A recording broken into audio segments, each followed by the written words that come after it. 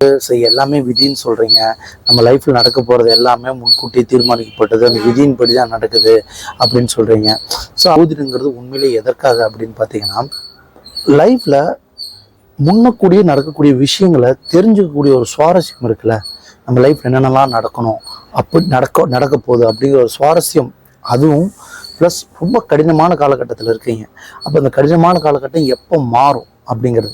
So இதை பற்றி நான் ஆல்ரெடி சொல்லியிருக்கேன். சின்ன எக்ஸாம்பிளோட ஜோதிடம் ஃபர்ஸ்ட் ஆஃப் ஆல் எதுக்கு மிகப்பெரிய ஹெல்ப்ஃபுல்லாக இருக்குது அப்படிங்கிறத நான் சொல்லிடுறேன்.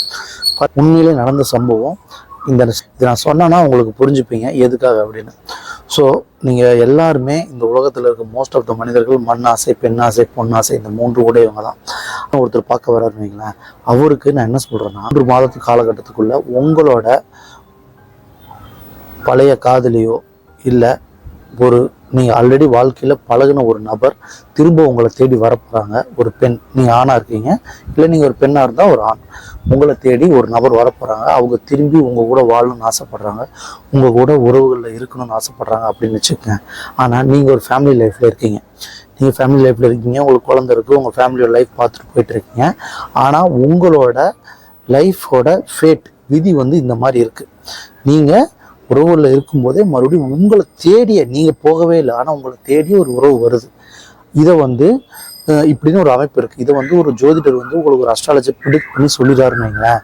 அப்போ இந்த உறவுக்குள்ளே, நீங்கள் ஒரு தேடி வரக்கூடிய உறவுக்குள்ளே நீங்கள் போனீங்கன்னா என்ன ஆகும்?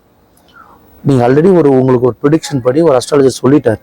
அந்த உறவு ஒருத்தவங்க வராங்க, நீங்கள் தேடி அந்த உறவை கன்டினியூ பண்ணீங்கன்னா ஆல்ரெடி எக்ஸிஸ்டிங்காக போயிட்டு இருக்கு உங்கள் மேரேஜ் லைஃப் கண்டிப்பாக ப்ராப்ளம் ஆகுமாகாதான்? கண்டிப்பாக ப்ராப்ளம் ஆகும். ஏன்னா எந்த ஒரு பெண்ணாலையும் தாய்க்க முடியாது. நம்ம குடும்ப வாழ்க்கை போயிட்டு இருக்கப்போ திடீர்னு ஒரு ஆண் வந்து இன்னொரு பெண் கூட போகும்போது அதை ஏற்றுக்கவே முடியாது. அந்த மாதிரி ஒரு சுச்சுவேஷன், ஒரு விதியின்படி உங்களுக்கு அந்த நிகழ்வு நடக்கும்போது, அப்போ இது ஆல்ரெடி சொன்னது தானே, அப்போ அந்த நிகழ்வு நடந்துடும்.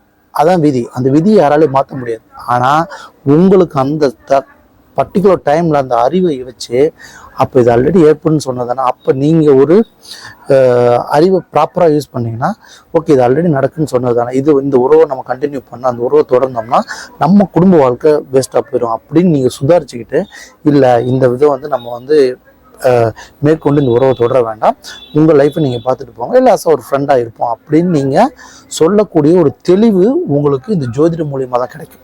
ஸோ இதுக்காக தான் வந்து அஸ்ட்ராலஜி தேவைப்படுது.